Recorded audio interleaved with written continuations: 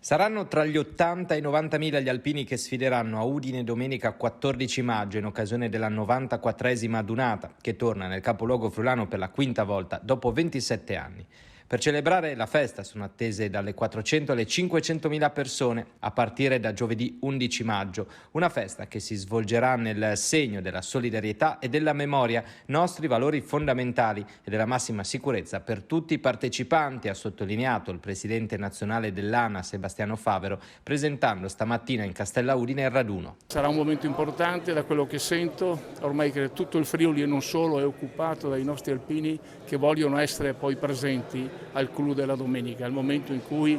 davanti alle tribune sfileranno tutte le nostre sezioni e tutti i nostri gruppi sia dell'Italia che all'estero,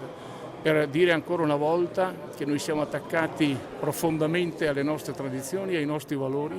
che vogliamo bene all'Italia e che vogliamo bene ovviamente a quella solidarietà che io credo sia l'unica via per poi poter anche costruire una pace duratura.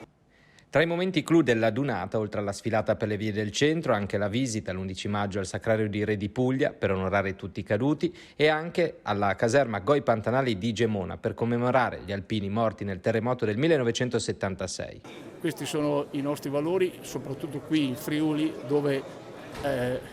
gli alpini sono di casa, me lo lasci dire, e dove veramente vogliamo anche ricordare ciò che tutti gli alpini hanno fatto insieme ai friulani per la ricostruzione dopo quel tremendo terremoto del 1976. Tra le altre iniziative, le attività addestrative e le dotazioni militari schierate nella cittadella degli Alpini, che sarà inaugurata il 12 maggio, e il lancio dei paracadutisti il 13 maggio. Protagonisti, come annunciato dal generale Matteo Spreafico, capo di Stato Maggiore delle truppe alpine, pure gli alpini in armi. Ci saranno con le bandiere di guerra dei 3 reggimenti friulani, e quindi l'8° reggimento alpine,